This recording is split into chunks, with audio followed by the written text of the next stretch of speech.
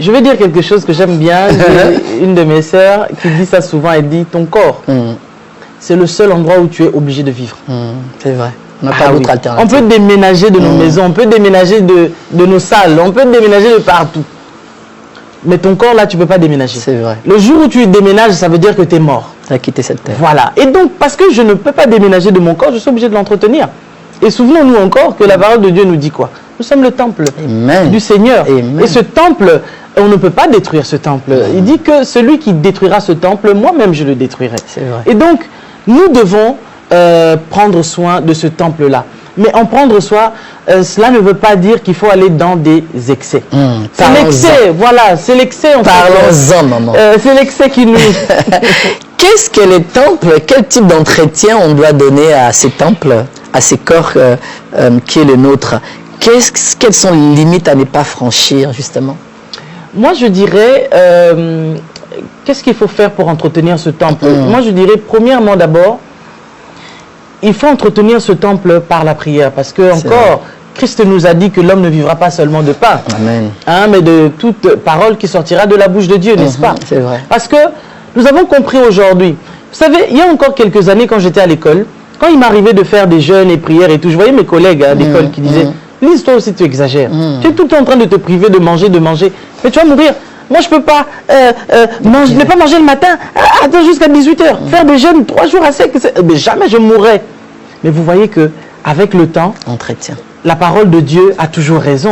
Aujourd'hui, les gens sont en train même de gagner de l'argent avec des jeûnes intermittents. Jeûnes intermittents, j'ai confiance. Donc, il y a des gens qui font des jeûnes aujourd'hui et ça leur permet de guérir de certaines maladies. C'est vrai. Or, nous, le Seigneur nous a déjà préparé à cela. C'est vrai. Donc, ça veut dire qu'on a d'abord ce premier moyen-là qui est la prière, l'entretien de ce temple par le jeûne, l'entretien de ce temple aussi en mangeant aussi sainement, parce que nous détruisons notre corps aussi. C'est vrai.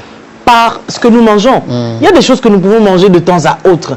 Mais quand nous mangeons l'excès de manger ces choses-là qui sont tellement remplies de pesticides, tellement de produits chimiques et tout, ça nous détruit aussi. Ça nous affecte. Et donc on a, si je ne peux citer pour le moment que cela, ce type de choses, d'entretien pour ce temple que nous sommes.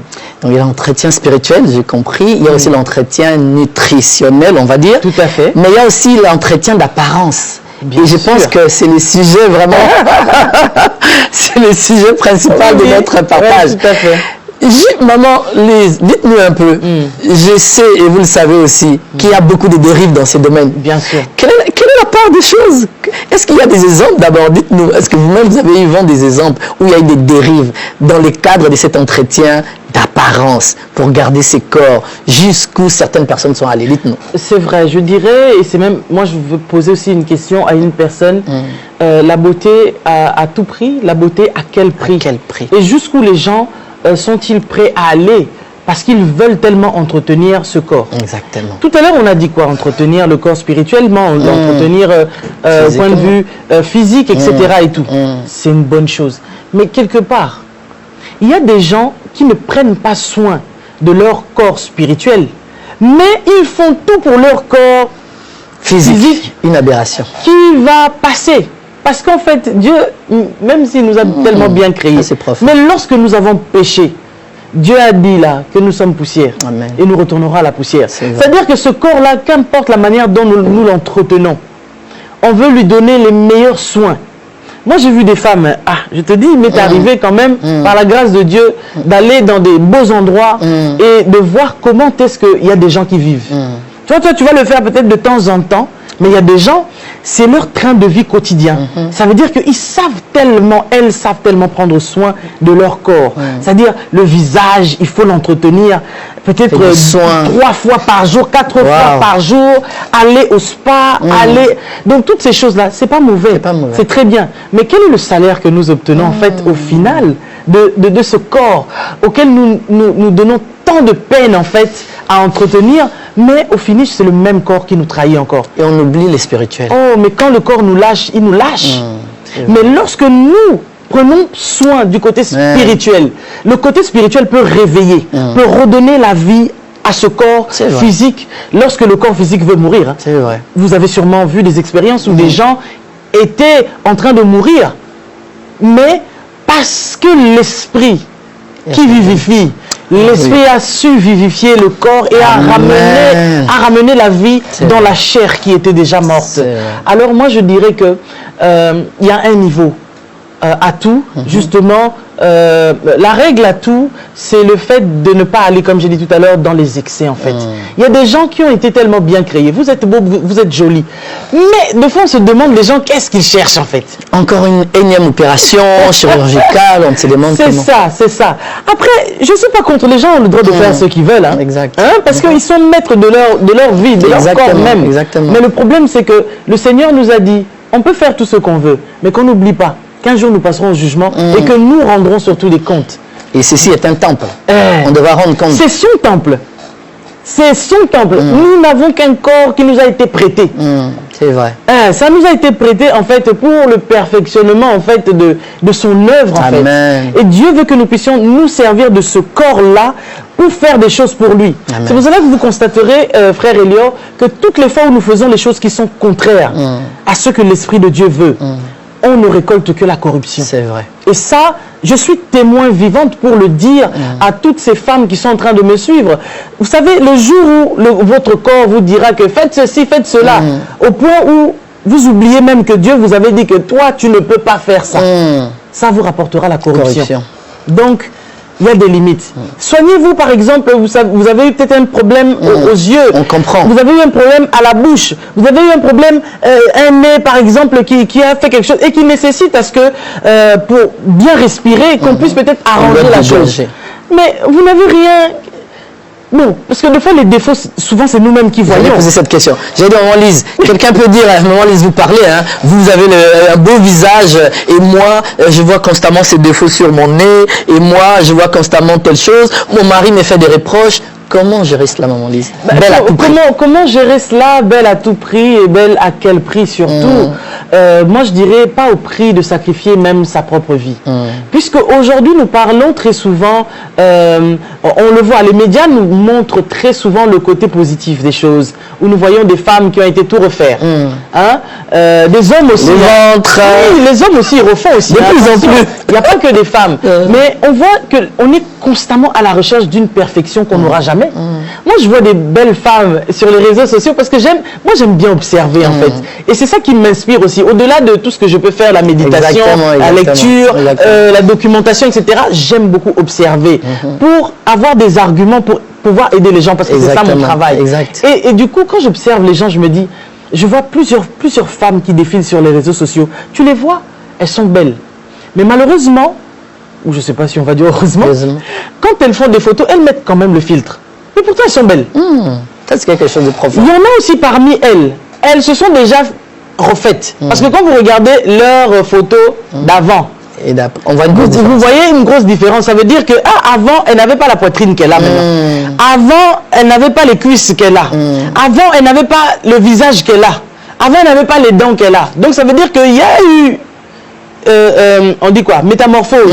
Il y a eu une transformation. Effectivement. Mais pourtant, la même personne, malgré qu'elle s'est quand même transformée, mais ne se trouvant pas toujours à la perfection désirée, elle met quand même les filtres sur ses photos, elle met les filtres sur ses vidéos. Tu comprends? C'est-à-dire, nous sommes constamment en train de rechercher une perfection qu'au finish, on ne trouvera jamais. C'est pour cela que moi, je dis toujours par-dessus tout, recherchons la paix de l'âme. Amen. Parce que si nous avons la paix de l'âme, je vais d'abord commencer par m'apprécier tel que je suis. Je sais que, comme j'ai dit tout à l'heure, les défauts, souvent, on le voit nous-mêmes. Peut-être que les gens, ils calculent même pas. Vrai. Les gens ne voient même pas ce défaut-là que toi, tu vois. Moi, des fois, je vais vous faire une petite confession. Allez-y. Lorsque j'étais encore à l'école, il y avait quelque chose qui me dérangeait à cette époque-là. Je faisais taille 36, donc je me trouvais très mince. D'accord. Et j'avais déjà la morphologie coca. Malgré ma taille 36, c'est-à-dire que j'avais les hanches un peu déjà développées. Donc du coup, à cette époque-là, les belles filles, c'était les filles complètement minces de partout. Et moi maintenant, avec mes formes coca là, ça me dérangeait. Oui, j'avais ce complexe-là. Parce que je me disais, mais quand tu mets le pantalon, tu mets la jupe, automatiquement tout le monde te dit, tu as les formes, tu es mince, mais les formes comme ça. Et ces gens-là ne savaient pas. Ils le disaient parfois juste pour rire, mais moi, ça me complexait, moi, ça me faisait mal. Et ma mère m'entend parler, mon mari aussi m'entend parler. Je disais à ma mère, moi un jour, je ferai tout pour pouvoir enlever ces cuisses-là. À ces points. Et ma mère, elle me disait, mais quoi?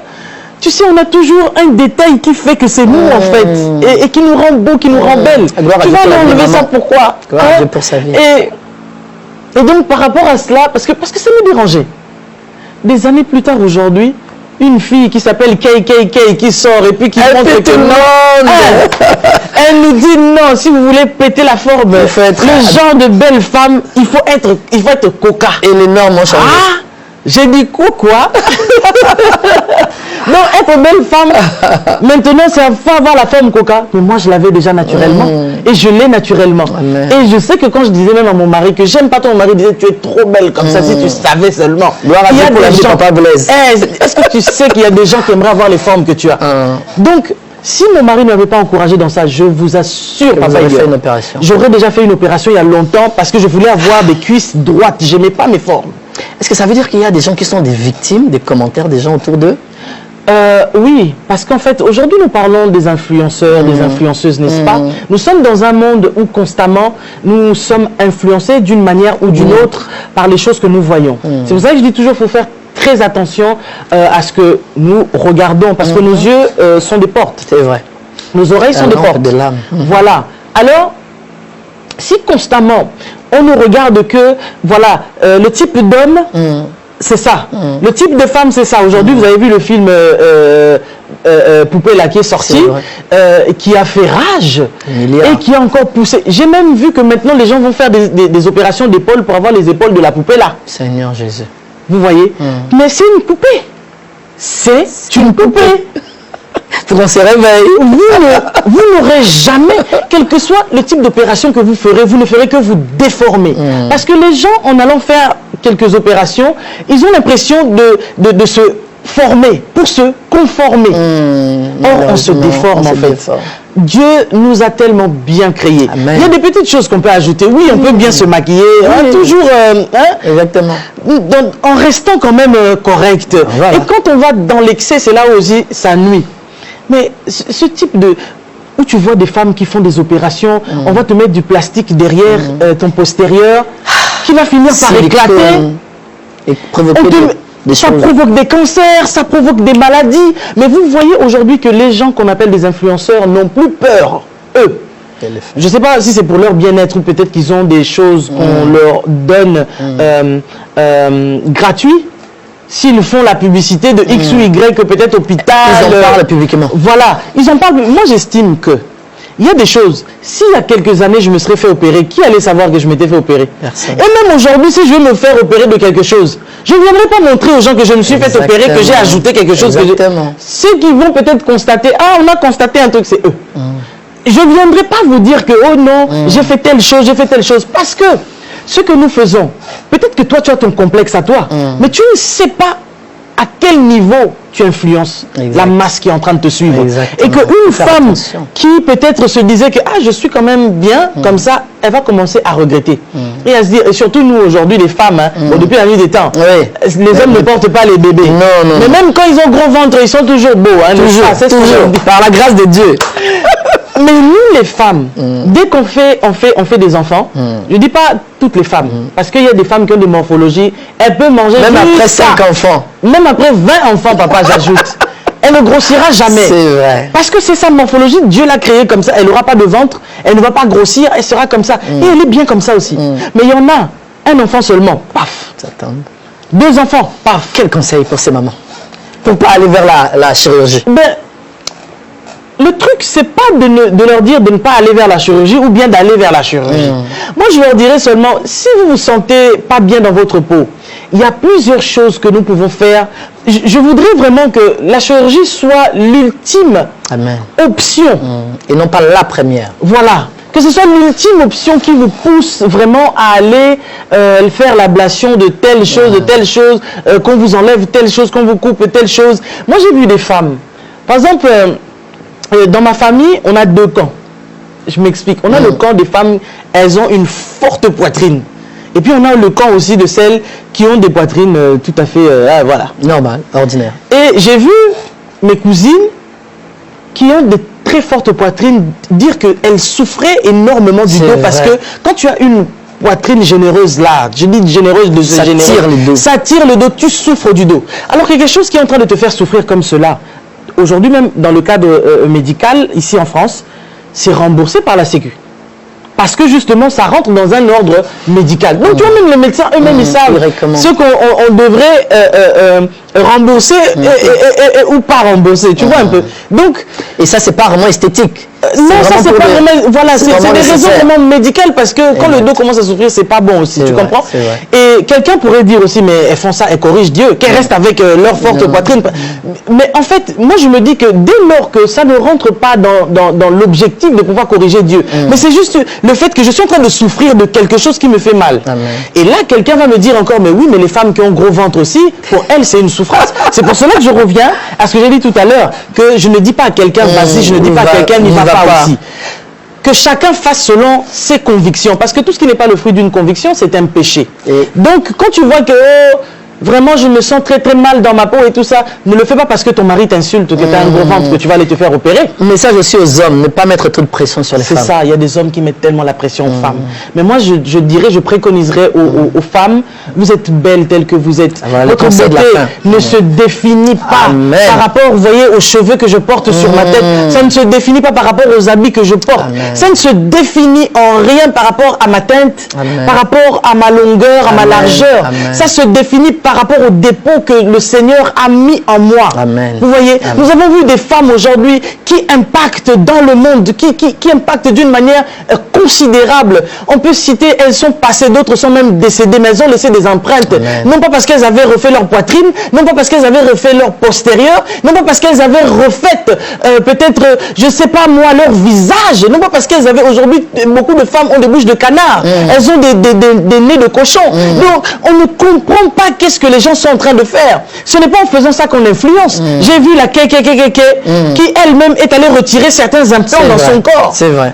Alors pourquoi la personne elle-même qui vous avait donné une direction, elle-même encore, va faire la marche arrière? Donc c'est qu'elle a vu quand même qu'il y a sûrement des inconvénients dans ces choses-là que nous sommes en train de faire. Mais elle ne viendra pas directement vous le dire comme ça. Donc écoutez des personnes qui vous influencent positivement, en bien.